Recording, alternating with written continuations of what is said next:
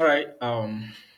Good day and welcome again to yet another section of a 30 Days of Code Challenge, brought to you by Codeflex. We are today on day 13 of this 30 Days of Code Challenge, and without wasting much of our time today, we'll quickly be looking deeper into CSS Grid, right?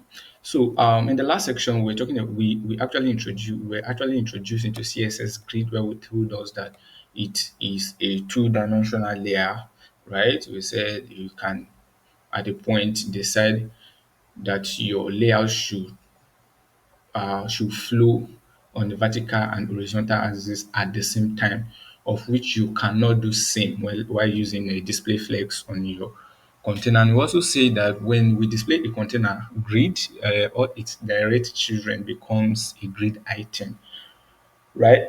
That's just a recap on what we talked about in the last section. And today we are going to be looking at some important features of grid that will enable us to have a grasp and easy understanding of how our grid really work. Now, if you look at what we were doing in the hero, we actually displayed our hero grid. And if you look at our hero here, is the first section of the main, right?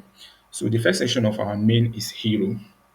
And in the hero, we have images, right? About 8 images or so. There are 8 images.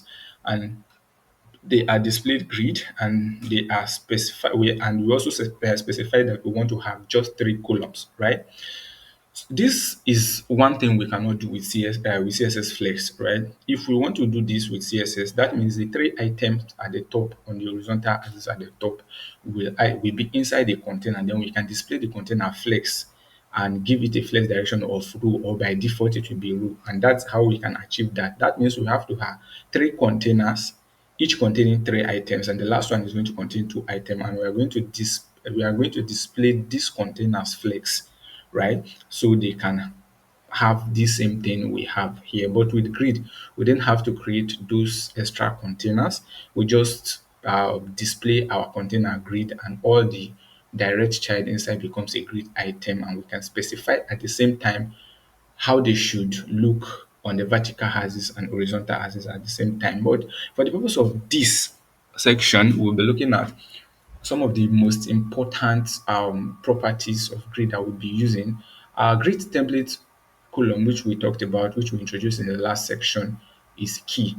Although grid template row is also key, but most of the time, your row can easily adapt. Actually, your rows easily adapt because they are actually um they easily and they can adapt to whatever column you have set. So if I have like you can see here now, I have 8 items, and I have said that I want to have 3 columns. That means I want to have 1 item inside the column, right? So that's 3 items, 3 items. Automatically my row is adjusting, right? That's what I mean when I say your row will usually always, automatically fit into whatever column you are setting. That's why I'm not going to waste much time talking about the grid template rows, right? So you can see that without having to specify my row, I have 3 columns stated here, and it's 3 column, and automatically the row, if I decide to increase it to 4 columns by saying 1F, adding 1F arrow, you see that my row also adjusts to become 2 rows. Something that was usually 3 rows has now shifted to become 2 rows. And if I say I want it to just be 2, right? You see that my row adjusted to 4 just to accommodate it. That's why I said we are not going to waste much time talking about row, because the most important thing is to really understand grid columns and what's it called, the area of each of the grid items, right? So we are going to quickly look at some key concepts. Like, we want to look at when we say column, what does it really mean, right? Repeat, sorry, 3 1 FR. So let me close this so we can see clearly. When we say grid columns, when we say columns and row in CSS grid, what does it mean? This is a column. Let me use this, right? Like this, from this like this down like this. This is one column. This like this down, this like this is another column. This downwards, this downwards is another column. So we have three columns in there, right? So let me erase all this, right? And do something else. Also show what row actually are. Now, if you look at this as well, from here, let me use this. From here, like this is a row. From there to this place, that's one row. Then from that same point to the next one, you have two rows. Then from that point to this point, you have three rows. So you can see here that you have three columns and three rows. Now, this what we have specified now is what is referred to as tracks, right? So between these lines that I have made is what we call grid tracks, right? We have the column track and the row tracks, right? But each of this line is also called something. It's a grid line. Now note this, that when we have, if when now that we have three columns, you are going to count how many lines I drew. One, two, three, four. I actually drew four lines to make three rows. That means I am counting where it started from and where it ended. So let me also erase this and redo it, right? Okay, so if you look at it, I am going to start from here and draw a line. This is column line 1, right? To complete that column, I'll have to end it here. So now I have one column, but I have two lines. So this is line 1, this is line 2, right? If I add another line, it becomes line 3. If I add this last one, it becomes line 4, right? So these are grid lines, right? Different from grid tracks. So sometimes you are going to specify when you are assigning areas to your grid items, right? Most of the time you are going to be using grid lines, right? So I just want you to have a concept, to have an idea of what grid lines actually are, because sometimes we think that because our column is column 1, we are going to have grid line 1. No, it's actually deeper than that, right? So these are just how you calculate your grid lines, right? From the very first end of the grid container, you have line 1, then the end of first column, line 2, like that. If you have 20 columns, you are going to have 21 lines, right? So that's that about grid lines. So let's also quickly look at, sorry, let me take all this off. I just want us to look at that concept because I want to do something. Now I can come into my image and use my grid lines to assign the area each item should occupy, because my item now are now grid items, right? I want to specify the particular area that they should cover inside my grid container, right? So understanding grid line can help us do that with ease. How can that help us to do that with ease? I can come here because inside my hero we have image. So I want to select one of those image, right? So I have hero image here, but I want to select one. So let me say hero img. I want to use a pseudo class to select first child, right? So I am saying my first child, sorry, let me hide this. Okay, I want to select my first child and I want to tell it grid column, right? I'll say grid column. I say 1, 3. Sorry. Are you seeing what I have just done? What I use here is grid line. So what I'm saying is I want to specify a particular area that this item 1 should occupy in my grid container. So, and I'm telling you that start from line 1, right? Start from line 1 and span line 3. So sometimes when you see this, you get confused. You think I'm saying start from column 1 and end in column 3. If you expect column 1 and column 3, that means you are saying it should start from 1 to, it should start from the beginning and end at the third uh, column. But that's not how it works here, because what we are working with is actually grid lines. It's actually the column lines, not the column itself, right? So that's why the first column line is going to be from the beginning, and it's going to end at the third column line, which is actually where it has ended now. So if I wanted to span the whole screen, I'll have to say 4, because that's where the last line is, and it's going to span the last line, and every other item we adjust, right? So that's just what I want to show us there. Then there is also more to grid template areas, right? There is more to grid. There is just as we have grid template column to set a template for how our how we want our grid container to display the items it's containing, right? We can also have grid template area. We can also create a template for the area that each of these items are going to occupy in our grid container. What do I mean? We are going to see that now. Let me take this off. I just use that to explain. I want to say that, okay, I want to create a simple web page layout, a simple desktop web page layout, right?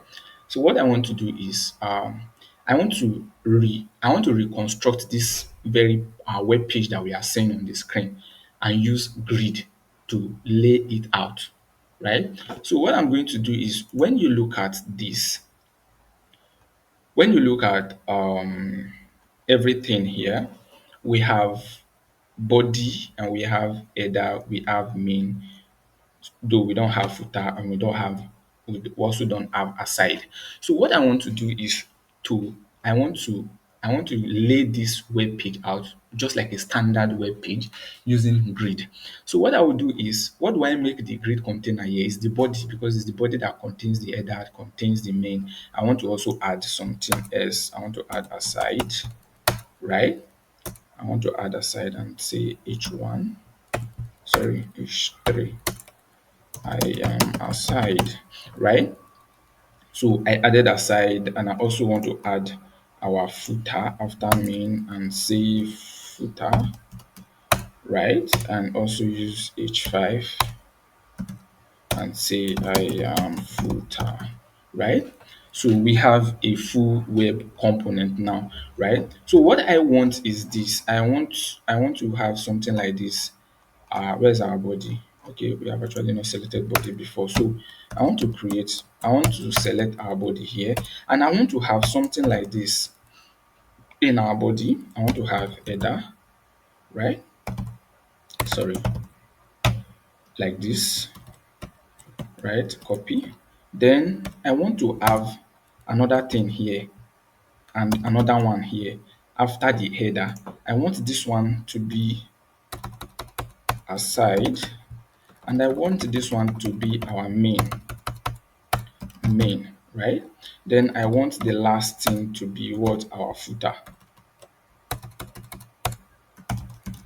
right? So this is just what I want to do, right? So the first thing I will do is to make my body a grid container, so that the header, the aside, the footer, the main becomes grid item, right? So I will say I want to display this grid first, right?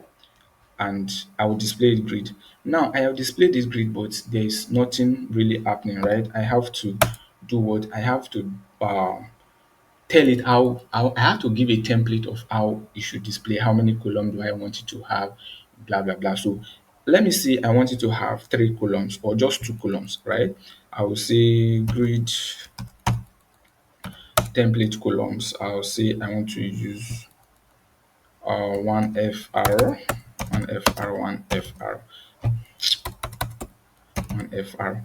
So that's 2 columns. Now automatically you see that we have 2 columns, and our you see that inside the 2 columns our header and its navigation has taken one, then footer take sorry aside takes its own, footer takes another, and just like that. Because so another thing we are going to do is, now that we have specified how it should how many column we want to have. Another thing we want to do is to specify the area of this container that header should take, the area that main should take, the area that aside should take, the area that footer should take. So there we use what? Grid template areas. We come into our grid template areas, right? And specify using what? We use a string to specify how we want our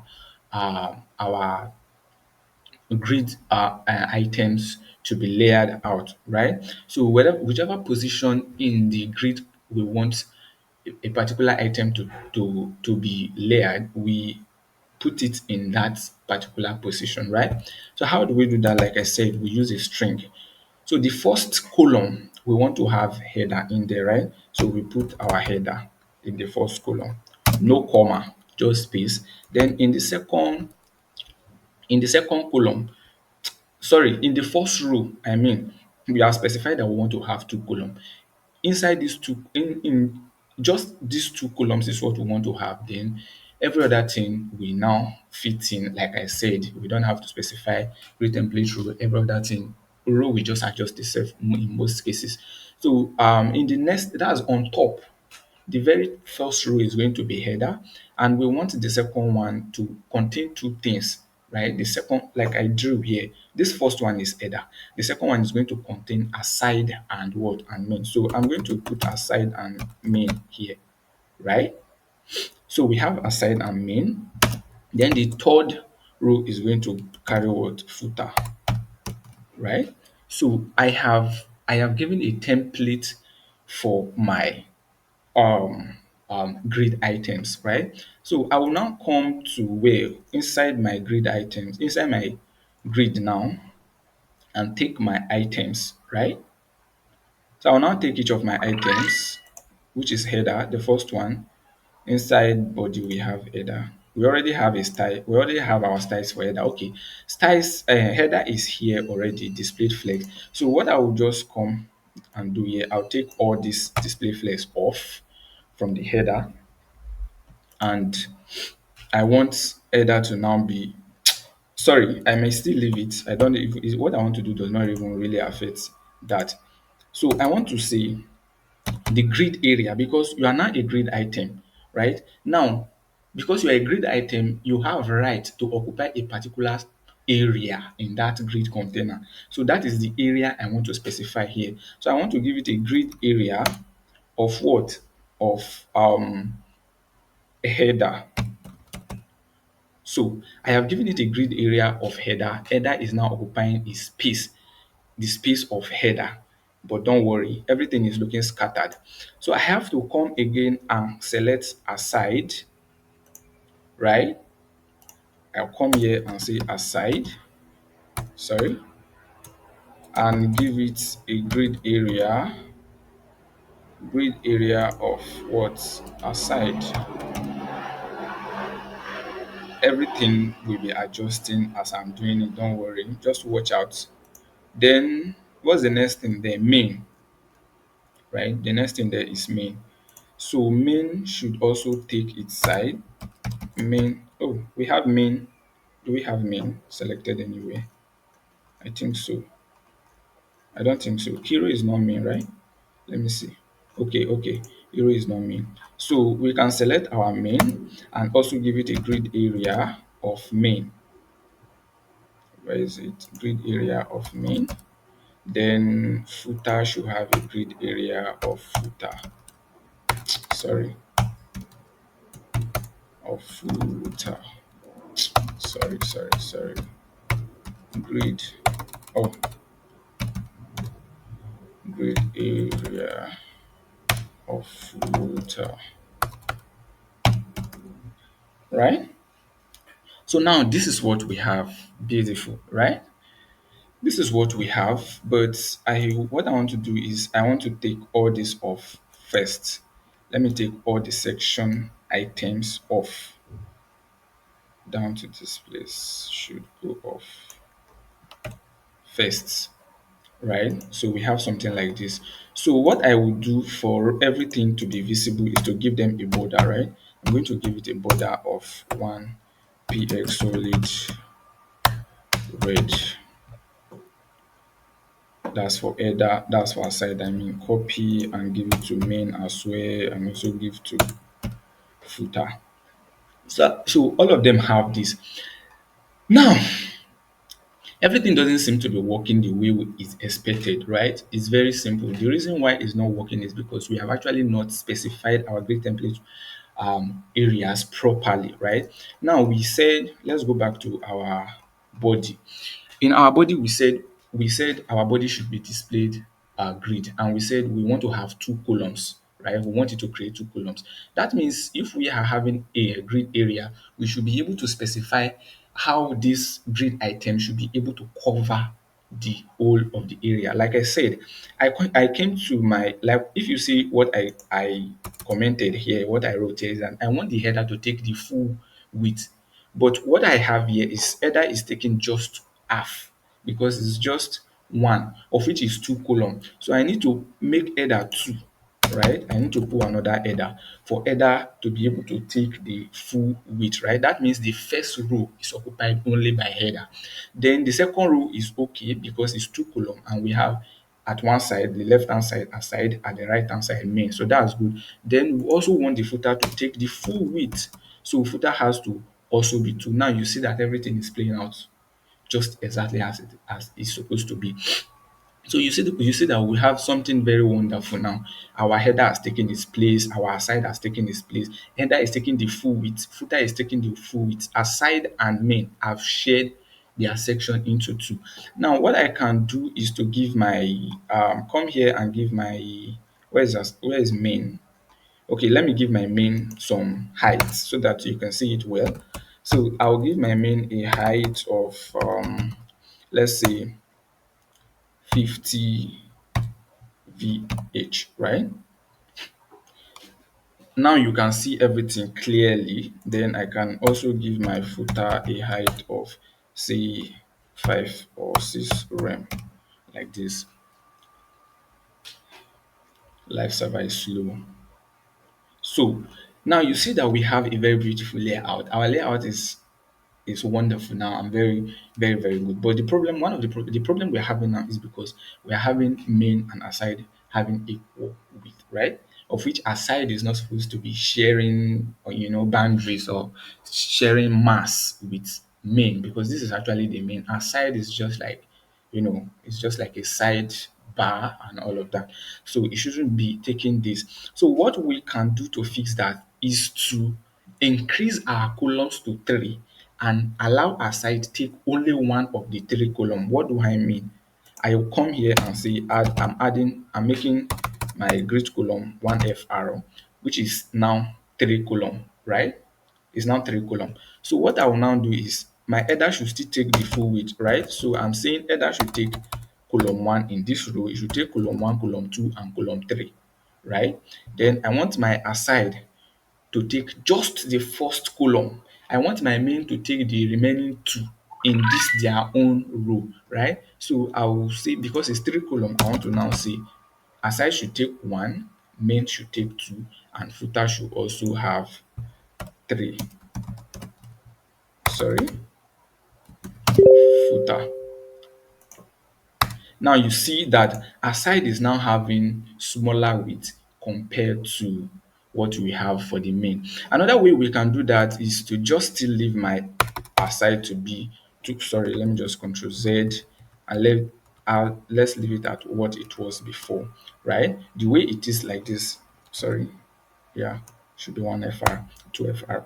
Okay, so as it is now, we can also say that, okay, we want our side to be smaller. So what we can do is say, one FRO is saying divide the available space, just occupy the available space. That is what one FRO means. So if I say two, one FRO, one FRO, I'm saying there should be two column and each of the items should occupy full of,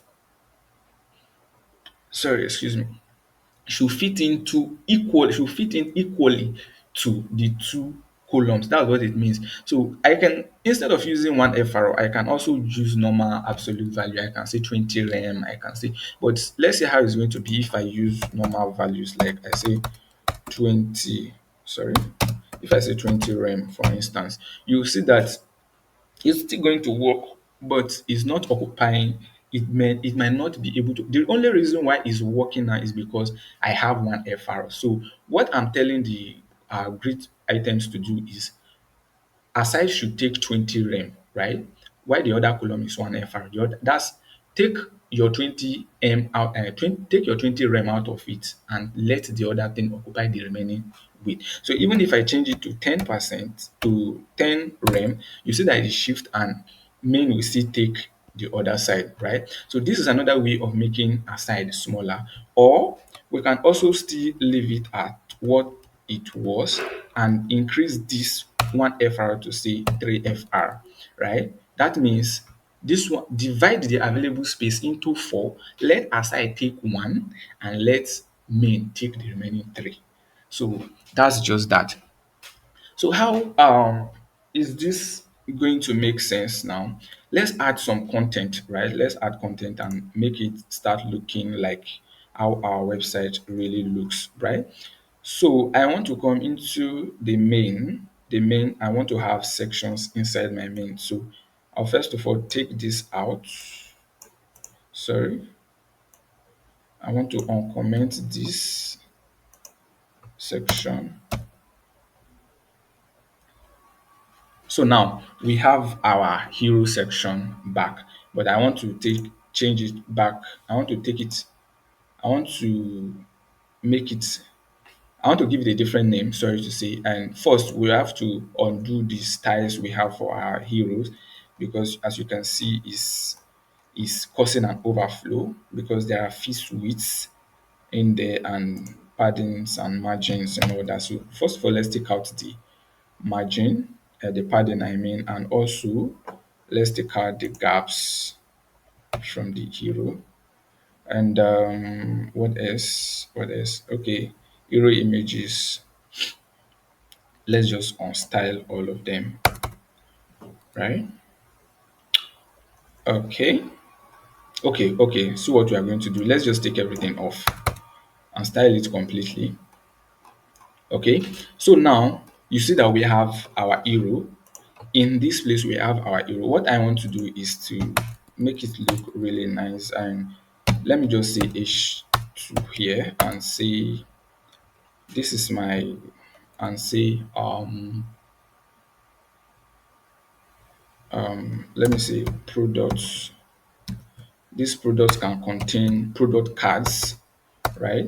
But I just want to represent product cards with images, and I will say product container, right? I'm creating a container that I want to put my images in. Images are representing my products, right? Just like this. So that means this is what I have done, and I want to also format selection. And now I want to go to my product container inside my hero that is inside my main, right? So I want to go to, I hope I've not written styles that are going to conflict anyway. So I want to go in here and display its grid. Not really. What do we have in there? Okay. Yeah, just my products. I want to display its grid, and I want to give it a grid template columns of 1 FR, 1 FR, or 1 FR, 3 columns, right? And let's see how it plays. What happened? What happened? Are we selecting wrongly? Product container is a class. Product container. Grid template columns 1 FR. Oh, it's like we have conflicting hero. Okay, where's our hero? No hero, right? Okay, no hero.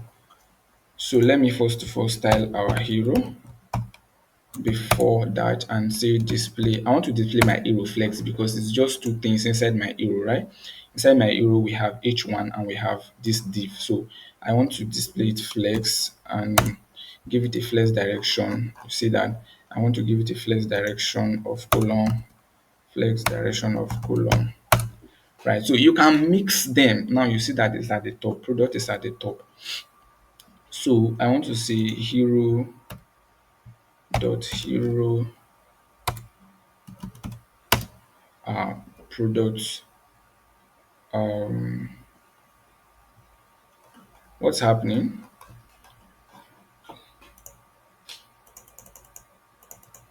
Okay, let me just reopen my live server, reload my live server, right? I think we are still having the same issues. Okay, this is this is a class. Did I copy wrongly? Copy and put it here.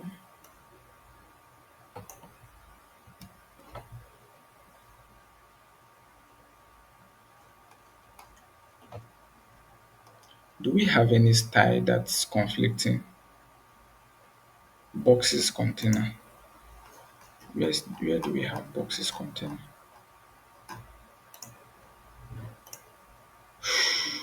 Okay, let's take all this off. By the way, all these boxes and all of that are not really here. Okay, let's go for that. Inside there we have images, right? Inside, I think it's the size of our image that is causing issue, right? So img, we want to give it a width of 100%. Good. That was the issue. So the images were too large. Okay, so now we have given this 3FR, right? So I've forced it into read. But you see that it's still overflowing, right? Because what I gave to my where is it? What I gave to my aside, sorry, to my main is 50 VH. So when I take it to 60, it's going to contain it. Or perhaps I can just take out the height and leave it to be automatic, to be auto, right? And it's going to just work perfectly instead of stressing myself. Okay, just because it was not containing any item when I was making that. So I want to also come there and give a gap so that everything will be visible like I did yesterday. Let's say 1.5 rem. And good, we now have gap. We can now see that all products are distinct from each other properly. So what's going to happen when you see everything is just okay the way it is. This is footer, this is my header, so this is my sub header, this is aside will be in this place. What's going to happen if I am using a smaller screen? Let's say for instance, let me inspect and use mobile. Now if I am shrinking my screen to smaller screen down to this screen, you see that it's still maintaining that four columns because it's trying to maintain that four column. Things are the images are shrinking, like right? They are getting smaller and smaller and smaller because it want to keep that um three column whatever. But also another thing you will notice is that my layout is still maintaining what I made for desktop, right? I told desktop that I want to have a header that span through the width. I want to have a footer that span through the width. I want to have a side that is 1 FRO, and I want to have a main that's 3 FRO. So even when I am in smaller screen, it's still assuming that. So what we can do, what Grid made it really easy is that it's easy if you understand it. It's easy for you to just make your responsiveness swiftly, right? What I can do is if I want to, although we will get to responsiveness, we have not gotten there, but we want to use add media, for instance, just to give you a glance of it. Until we get there, you will still understand more when we get there. So I want to say that I want this to happen at screen, because what I design is for big screen. So I want to say at smaller screen width, right, of below 600 px. I want the following to happen. So that's body, right? Body. So let me just take this so that I won't waste much time. Ah, so let me just copy this and take it here. So I'm saying that when the screen is 600 or lesser, I want this to happen. Sorry, I need to close my body.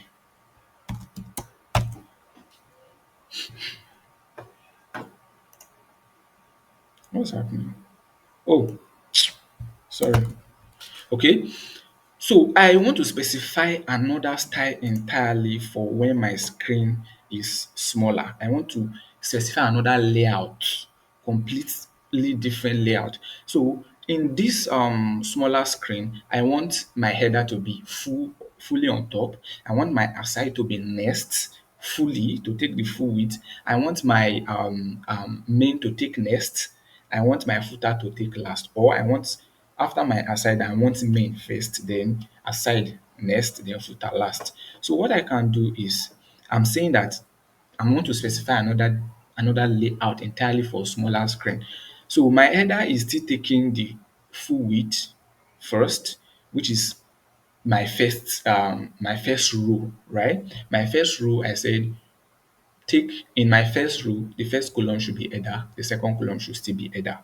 Now I'm going to my next row and I'm saying the first column should be main and the second one should still be main. So that means I need to specify a third one. The third one should be aside and aside, right? Good. So now you see that when watch this my screen width, right, as it's going down. We have this for bigger screen.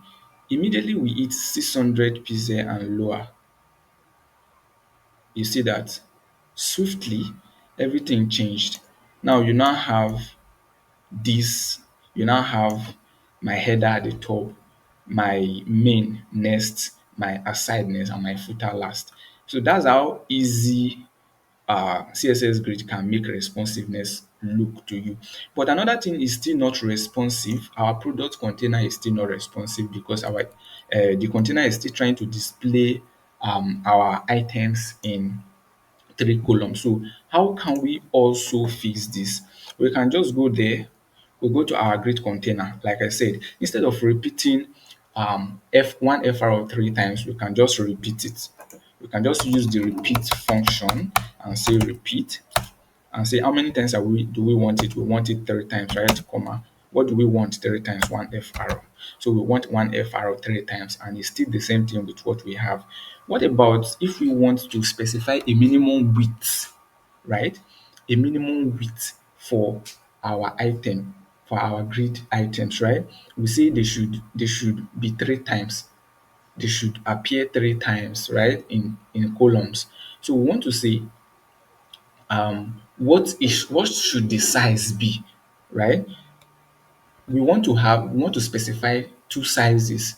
We say have a minimum width and have a maximum width. So don't be smaller than this and don't be bigger than this. So what do we use? We use a min max function, right? And we are saying that our width should not be smaller than what? It should not be smaller than 100 px, right? Comma, and it should not also be larger than 300 px. Now, see what's going to happen, right? Is okay as it is, right? If we have bigger screen, until these images get to 300 pixel, they will not increase again when they get to 300 pixel. But because we don't have a bigger screen, let's watch out for when it's getting smaller. When it get to 100 pixel, it will no longer reduce. Then we are going to run into a problem of overflow, right? Are you seeing it? It has gotten to 100 pixel, it's no longer reducing. So it's now overflowing because we have stated there that the minimum width should be 100 pixel, right? So what we can do to fix this is to say that, okay, we don't want our maximum width to be 300 pixel. We want it to be 1 fr so that it can fill the available space. Just what we are saying is just fill the available space, right? But we have also specified the number of times. The problem we are having now is the number of times, right, that it should appear. We say it must be three. It must appear, it must have three columns. That's giving us another problem. So, what other way can we do? What can we do? Where can we make these changes? Where we can make these changes is where we specify that it should be three columns, right? So we come there and remove it and make it auto what? Auto fit, right? Once we make it auto fit, boom, that settles everything. So until we get to 100%, right, our columns will be automatic. It's no longer a specific number of column is going to is going to fit into the screen. That's why it's auto fit. Now, if I am reducing my screen, you see that it's breaking into columns are generating themselves according to what we have in there, right? According to the width they have. You see, like that. That makes it a better way of making responsiveness, right? And a easy way. So because we have these two much in a row, we can decide to increase the minimum width to 200 so that don't get smaller than 200. So it's now 200 pixel, I mean. So it's now like this, and it won't get smaller than 200 pixel.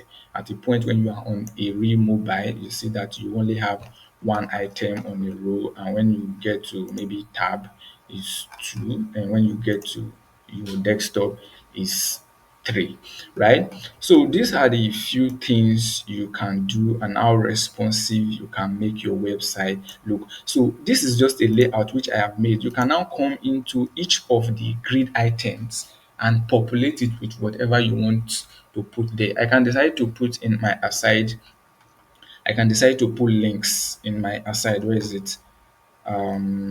Aside. I can say I am aside links. I am side links, right? And then I want to put links here, ULLIA, right? I'm giving it F, and I am saying, sorry, the first one is by, and I'm copying that and copy and for and say pay and say call us, and I will say report an issue, right? So where did they go to? Are they not inside my aside? Let me see. What style did I add to my aside? Where's my aside? Okay, my aside is here. So I want to now, let me be seeing what I'm doing. Let me see, my aside should display flex. Oh, and flex direction should be column, right? So I want to see my aside ULLIA should have a color of black, right? Yeah. So, and I also want to see my aside UL should display, oh sorry, display flex and flex direction should be column.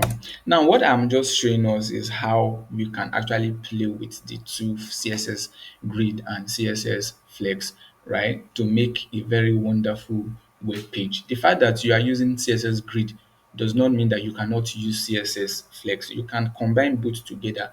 Use Flex when you think it's easier for you to use Flex, and use Grid when you think it's easier for you to use Grid. That's just it. So you see that those styles you are seeing, those tests family, is because I use Doto as my test family, as my font family, sorry to say. So I can actually come to this my aside and specify another font family for it. I will say font family. I don't want it to be that. I want to give you a vertical like this, right? And it changes from what it used to be, right?